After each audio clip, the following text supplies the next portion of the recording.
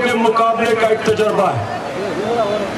Match खत्म होने से पहले कई दफा कप्तान को पता चल जाता है कि अब अगली टीम जीत नहीं सकती। अभी मैच जारी होता है, लेकिन कप्तान को पता चल जाता है कि वो अब मैच जीत गया है। मेरे पाकिस्तानियों, हम पाकिस्तान का मैच अल्लाह के फजल से जीत चुके हैं।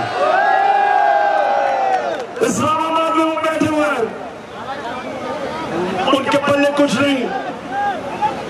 इस वक्त ये आपकी जो तस्वीरें जा रही हैं इस्लामाबाद, काम पे टांग रही हैं, पसीने आ रहे हैं। और कहना चाहता हूं कि मुझे पहली दफा पाकिस्तान में हकीकी आजादी नजर आ रही है। हमने अंग्रेज से आजादी दिलवाई, हमने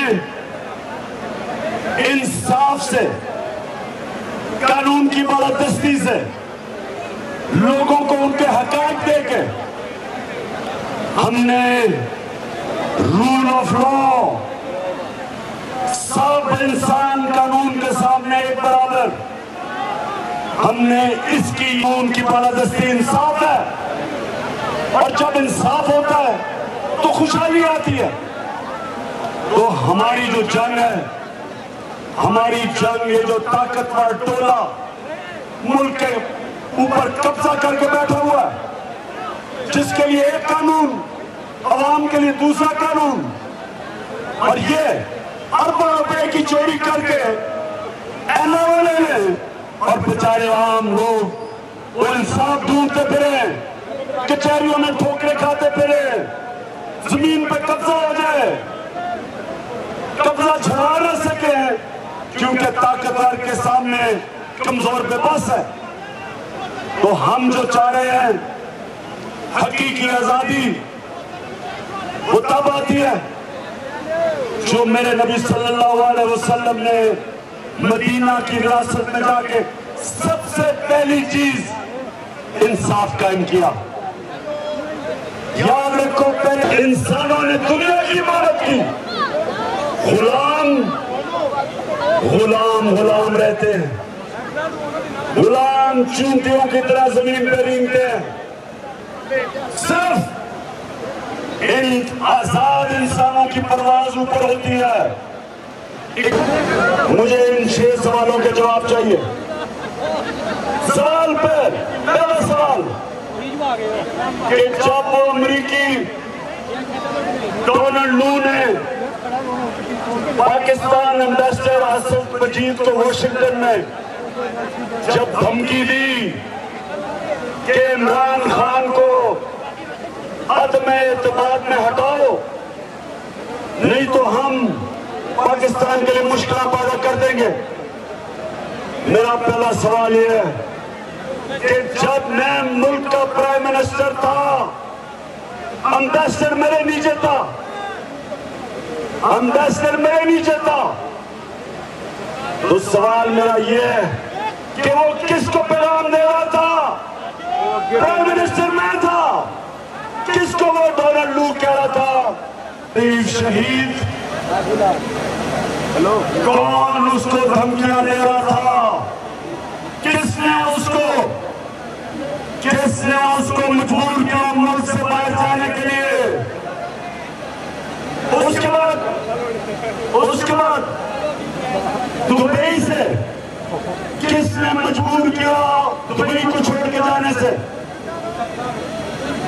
और तीसरी चीज कि वो कौन था जो उसको मुंह बंद करना चाहता था? वो जब ये जो रजीम चेंज, इसकी साजिश को बेनकाब कर रहा था, तो वो कौन थे जो उसका मुंह बंद करना चाहते थे? और तीसरी चीज, तीसरा सवाल कि सहाबियों को कौन धमकियां दे रहा है? बड़ी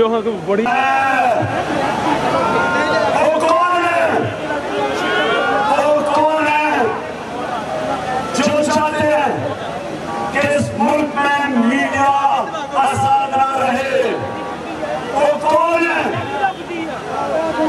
सहाफियों को धमकी देके 4 सहाफी अब तक मुर्शिदाबाद चले गए,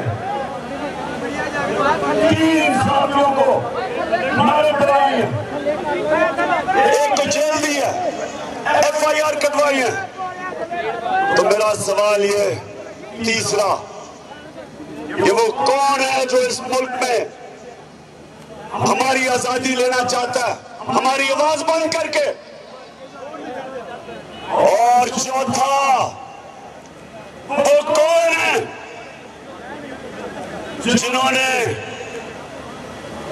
आजम खान सवादी सेनेटर 75 साल उसकी उम्र, उसको पहले बच्चों के उसके पोते और पोतियों के सामने मार पड़वाई और उसके बाद उसको नंगा करके उसके ऊपर तशद्दुद किया? वो कौन है? वो कौन है जो FIA को कह रहा था, ऑर्डर दे रहा था FIA को? वो कौन था? और वो कौन था जो शहबाज गिल यूनिवर्सिटी प्रोफेसर, उसको उन्होंने नंगा करके उसके ऊपर तशद्दुद किया? कौन थे वो? पुलिस कहती है जी हम नहीं थे, हमें पीछे से ऑर्डर आए। कौन ऑर्डर दे रहा था? और वो कौन है जो टेलीफोन कर करके नामालूम नंबरों से धमकियां देते हैं लोगों को? कौन है वो? कौन है जो कहते हैं कि तहरीक इंसाफ से दूर रहो नहीं तो हम तुम्हारी ऐसी की तैसी कर देंगे? वो कौन है? और मैं ये पूछना चाहता हूं, वो कौन है जो ये चोरों डाकुओं को हमारे ऊपर मुसल्लत किया हुआ है जिन्होंने? और वो सवाल पूछता हूं मैं कि क्या ये इसलिए पाकिस्तान बना था, इसलिए पाकिस्तान बना था, इसलिए कायदे आजम ने जद्दोजहद की थी और अल्लामा इकबाल ने हिंदुस्तान के मुसलमानों के लिए एक अजीम ख्वाब जिसका नाम पाकिस्तान था, क्या ये इसलिए बना था कि इसका इंटीरियर मिनिस्टर 18 कत्ल करने वाला कब्जा ग्रुप राना सनाउल्लाह, क्या इसलिए बना था कि पकौड़ा मफरूर मुजरिम लंदन में बैठ के अरबों रुपए की प्रॉपर्टी पे हमारे ऊपर हमें ऑर्डर करे, इस मुल्क पे फैसला करे कि आर्मी चीफ कौन बनेगा? और क्या इसलिए ये मुल्क बना था कि उस बाप और उसके 2 बेटों को सजा होने वाली थी 16 अरब रुपए के FIA केस में, और उसको केसेस उसके खत्म करके उसको, एक मिनट चुप चुप, उसको केसेस खत्म करके बाप और बेटों के, और उसको इस मुल्क का वजीर आजम बनाया? इसलिए पाकिस्तान बना था? क्या इसलिए बना था कि आसिफ जरदारी जो 30 साल से मुल्क को लूट रहा है, जेलों में गुजारा है, उससे अभी फेक बैंक अकाउंट में अरबों रुपए के करप्शन के केस है उसके, और वो आके मुल्क में फैसले करे कि आर्मी चीफ कौन होगा, इलेक्शन कब होगी? क्या इस मुल्क का मुस्तकबिल इन डाकुओं के हाथ में है? बताओ। और क्या हमारी ये किस्मत है कि सागदार इस मुल्क का फाइनेंस मिनिस्टर बने जिसने मैजिस्ट्रेट के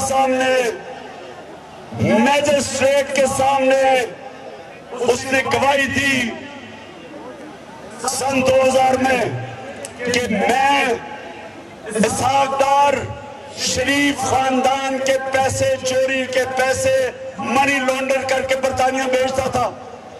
ये फाइनेंस मिनिस्टर है। मुझे मेरी कौम एक बात बताओ, हम सबसे दुनिया के अजीम लीडर मोहम्मद मुस्तफा सल्लल्लाहु अलैहि वसल्लम, हम उसके उम्मत हैं। और उसने कुरान के अंदर हमें बताया कि अल्लाह का हुक्म है हमें अमर बिल मरूफ नही अनिल मुनकर, कि हमें हुक्म दिया कि अच्छाई के साथ खड़े हो और बुराई के खिलाफ जहाद करो। ये